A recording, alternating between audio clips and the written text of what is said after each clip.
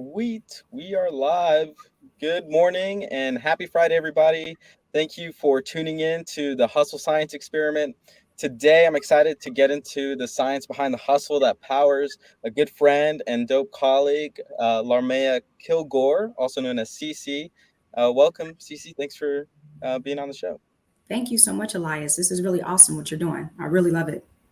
Sweet. Well, I can't wait to share with people, what you're an expert at and kind of the business and life lessons that we're going to get into today. But before we do all that, I had the pleasure of meeting CeCe at Nevada Partners, and she was in charge of a lot of the youth programming as well as the civic and social participation and engagement in the local community. And so she was everywhere. While we were lucky to have her in Vegas, and now she's moved over to the East Coast running events all across the country. CeCe, can you share a little bit about your background and where you're at today?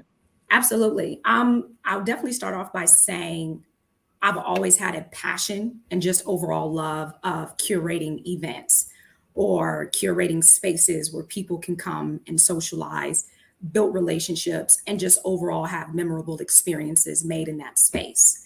So I'll say I really fell in love with that when I was like 16 or 17. So my whole experience really started in high school. I did student council, did FBLA, was on planning committee for prom, planning committee for homecoming. And then from there, when I got my first job working for the city of Las Vegas, I was a community outreach programming specialist. Right. So had the opportunity of working with youth, which is also a love of mine. And then also curating events and programs for those said youth. I worked under the leadership of Kathy Watson. So I don't know if we're going to have a moment of doing shout outs, but I definitely want to give praises to Kathy Watson. She's the executive director over Quiet Storm Foundation. And she too had a amazing skill set in curating events. So I can honestly say with just my natural passion for doing events and then working under the leadership of someone who was an expert in that field, I really had the opportunity to perfect my skill sets in event management. So I worked for the city of Las Vegas from, I want to say maybe 18 to about early 20s. And then from there, I got recruited by the manager at the time over at Nevada Partners, Miss Brittany Gray. She was the manager over, I think it was like Youth Employment Services was a department at that time, back in like 2015, 2016.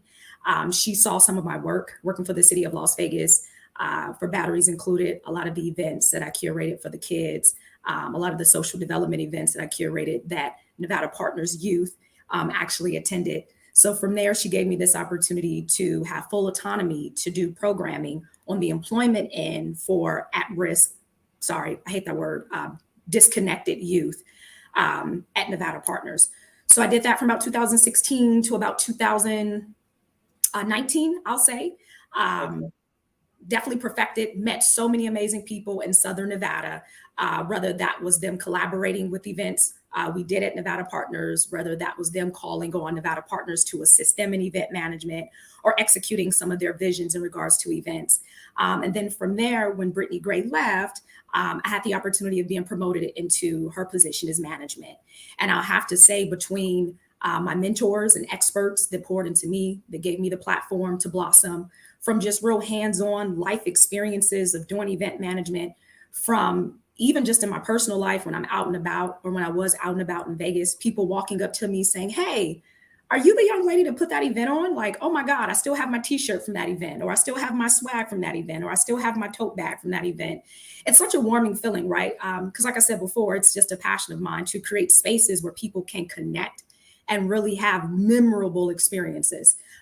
So from there, towards the end part of 2020, I made the conscious decision to become an entrepreneur, right? Like here it is. I've built these awesome relationships with people in the community that know my work, that can speak to my work, that have actually had conversations with me like, hey, I'm willing to book you to curate something I'm looking to do. So I was like, you know what, with all these signs and all of these great opportunities and avenues, I might as well take the initiative and start my own business, right? And be employed for myself by myself. And in October of 2020, I decided to start my business. It's called Spaced, and it is a event management and consulting company. and we've been blessed to continue grow and develop. We've been blessed financially. I really was going to say we're a multi-million dollar event management company, but I'm going to manifest that. We're not there just yet, but we're close to it. But yeah, so I'll have to say that that's really my background, right? Like it all started just Yeah. innately, just skill sets, just the natural aesthetics of event management, and just being a people's person, knowing how to communicate with people, learning how to build relationships with people, how to sustain those relationships with people, to next step being connected to folks who are experts in the business, to having the opportunity of being management where I have full autonomy of doing events in my own team, and then of course getting more life lessons, and then the next step to taking a leap of faith and becoming a business owner or a hustler, as you say. Right. Yeah, for sure. Well, congratulations on making that move to starting your own company and being CEO of Space Events Management. And I'm really excited to kind of get into what your business lesson here is. And folks, if you're tuning in right now, thank you for jumping in here. And feel free to drop in any questions in the comments, and we'll get to them. But first, let's get into the business lesson. So, since you have so much experience under events, and you also have a certain flavor and a certain type of style of events that you can bring to organizations. The business lesson we'd love to get into is the power of a brand launch and using an Yes. event to launch your brand or to activate your brand. And so, CeCe, the floor is yours. Could you share some of your tips?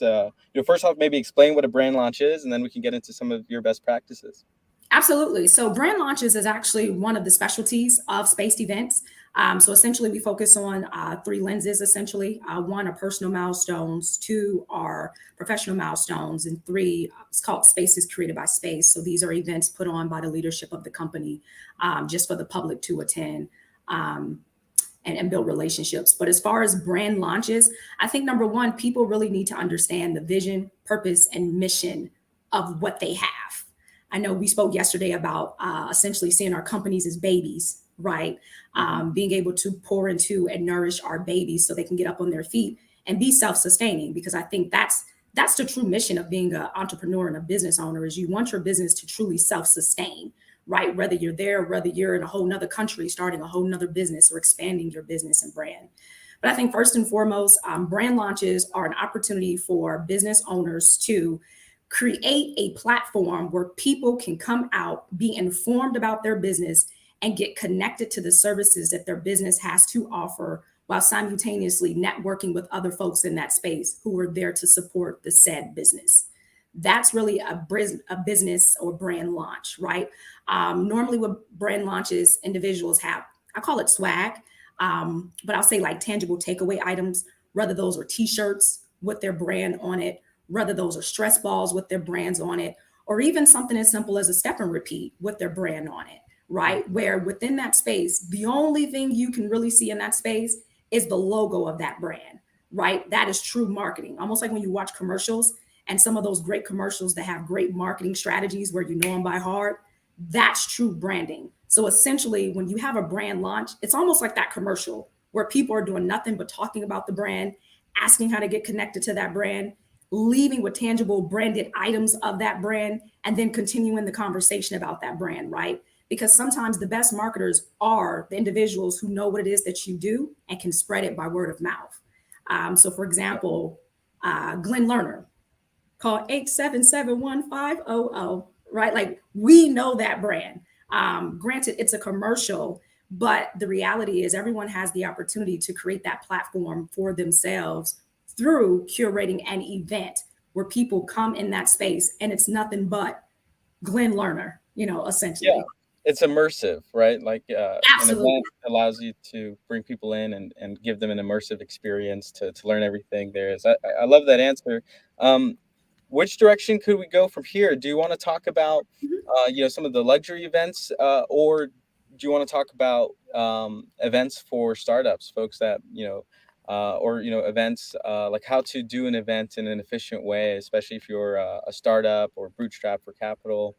Um, which direction do you want to I'll go take down? I'll take the second option. I'll take the second direction that you mentioned, just because, as a business owner myself, I really do understand the importance of marketing and getting your brand and business out there, because the reality is that's the only way to generate revenue, right? That's truly the only way. So I think number one, for individuals who are in the startup grassroots phase of being a business owner, um, reach out to space. We love curating events for business owners to get their brands out there. For example, we've done about maybe 4 or 5 brand launches with our company since we started in October of 2020. And we actually have about 3 events coming up this quarter for other individuals who are business owners looking to get their brands out there.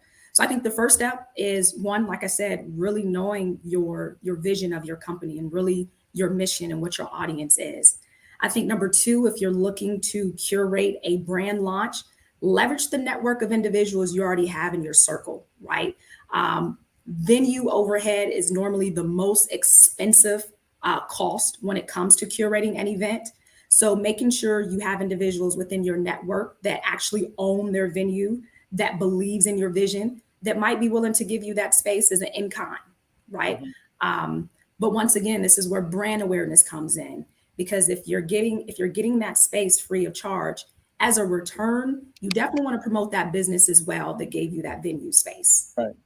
And I think three, sponsorships.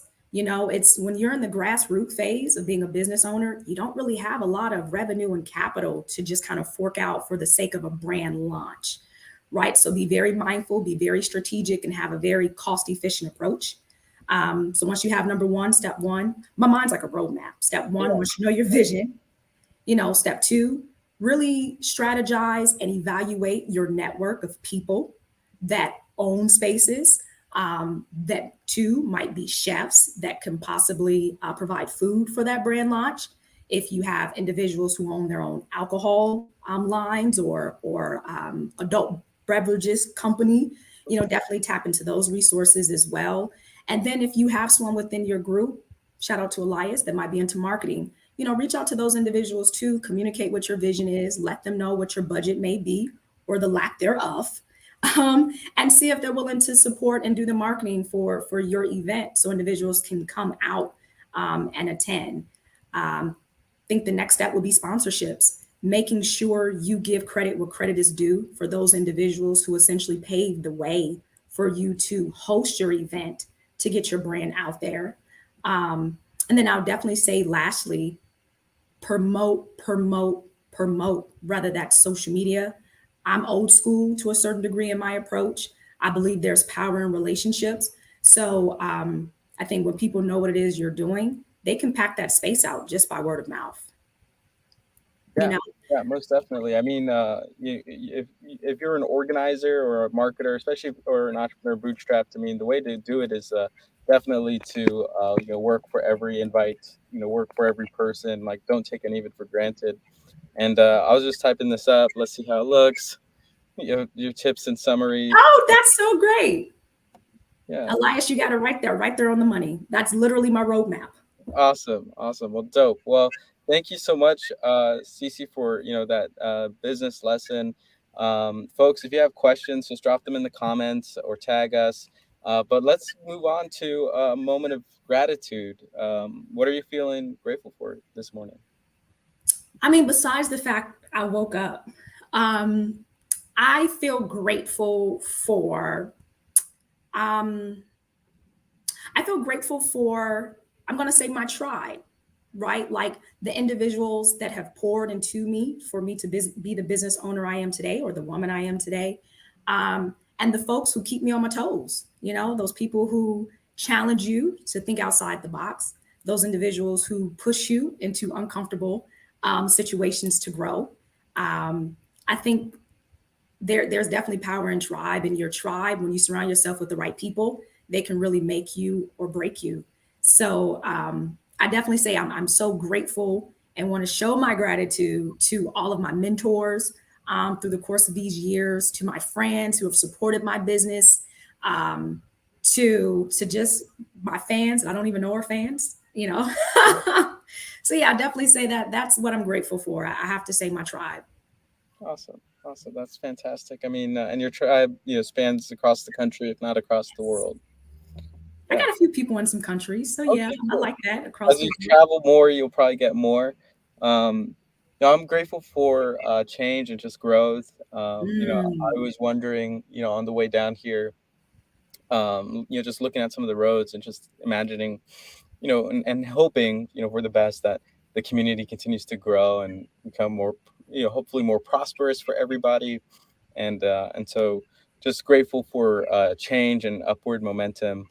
mm, But let's go into your life lesson, mhm, which actually has to do with your tribe. And so, mhm. the floor is yours if you could open us up. Life lessons.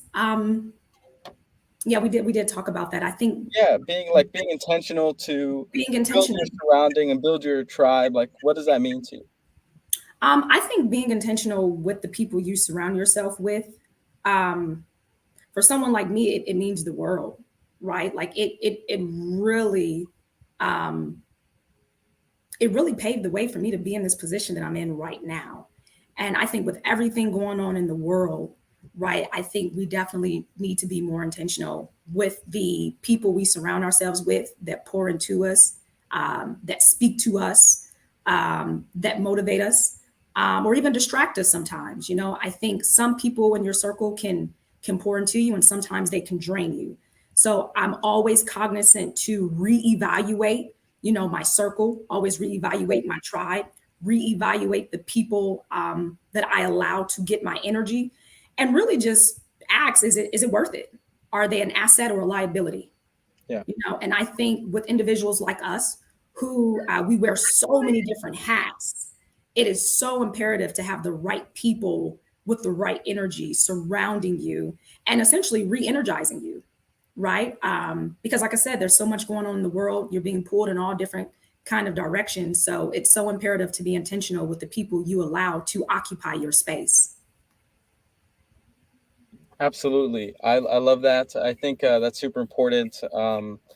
I was actually trying to facilitate like a networking call Hmm. that was happening now, and I double booked myself, but I just did that. So sorry if I look distracted or if you heard something in the background. But I think that just has to do with building a tribe and Yeah, as well, because these are folks in my network, and I try to do this as much as possible. Connecting people together. If I think that they could really serve each other and build a long lasting relationship, because to me it feels like I'm strengthening my tribe. You know, absolutely. in Absolutely. that process.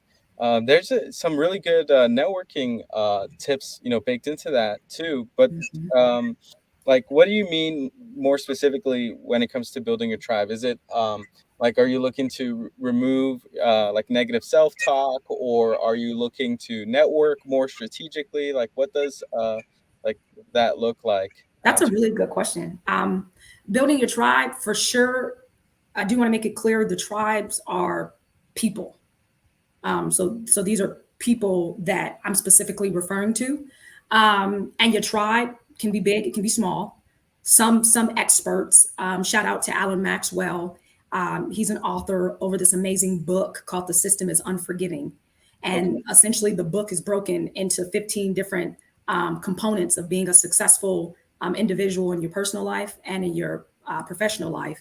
And then, more importantly, as an entrepreneur. And he says, keep your tribe very small, no more than 2 to 3 individuals, right? For me, it's a little bit different, right? Because I do wear so many different hats. Um, when I say establishing your tribe, these are individuals who are one, assets, they pour into.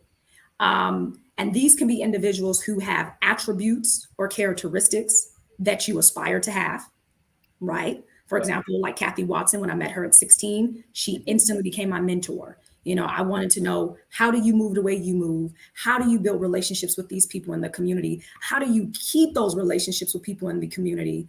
And she's by far an individual that's tight in my tribe, right? I think when we talk about your tribe, these are individuals who are in positions of leadership that have opportunities that they can give you access to, right? So making sure being intentional, right, and strategic, making sure your tribe are individuals that can get you on that next level as well.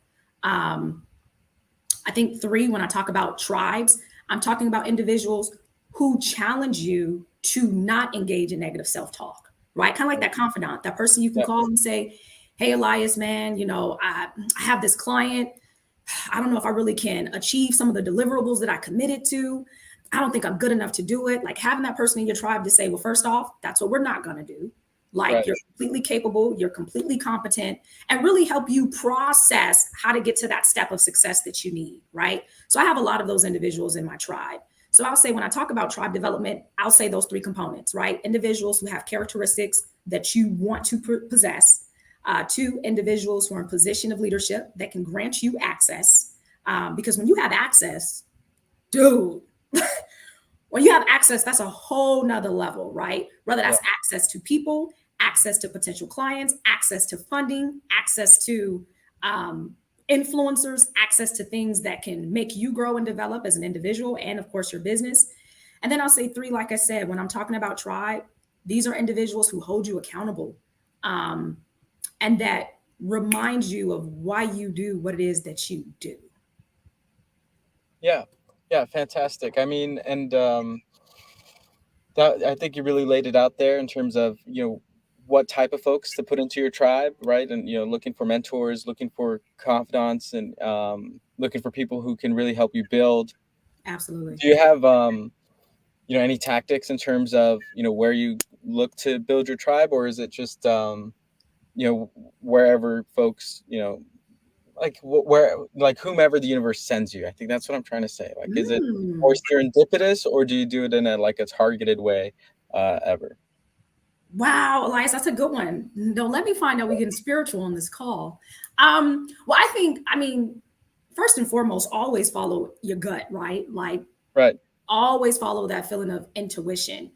I think it's a combination of both, to be honest. I would definitely have to say it's a combination of both. I think when it comes to me meeting someone that I admire, or like I said, they have those leadership skill sets that I aspire to have, that they have that sense of business savviness that I aspire to have.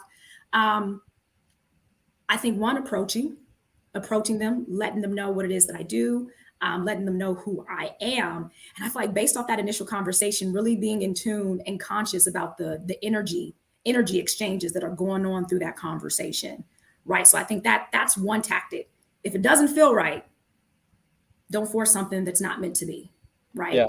Yeah. Um, That's good advice. I mean, yeah. and that applies probably to a lot of things, personal, professional. Follow I the feeling. I think I had this version of that. It's a little different. It's if it's not a hell yes, then it's a hell nah. It's a hell. I like that. If it's not a hell yes, it's a hell no. I Yeah. love it. Yeah. And I feel like that's so accurate, right? That's so accurate. Never force situations. Hmm. Even when it comes to mentorship, right? I've been blessed to have some phenomenal mentors, Awesome. and I've never had to force those relationships. Yeah. Never, right? Because it's if I have to force it, it's a hell no. Right. Right. Exactly. Exactly. Well, thank you, CC, for that. That was exciting.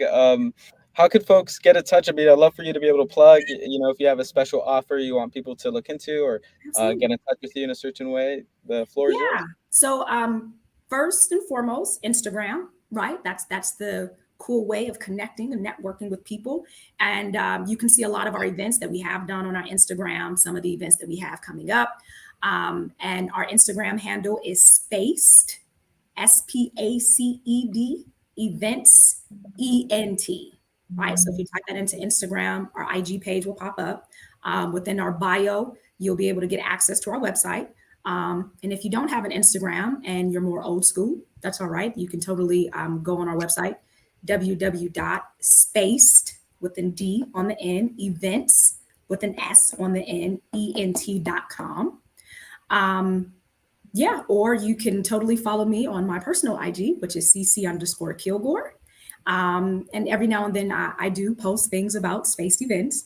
But if you are strictly interested in us curating your upcoming event, or if you're not interested in that, but want more of consulting services, which we also do, feel free to go on our IG or just drop your information on our website, and someone from our team will reach out to you to schedule a meeting.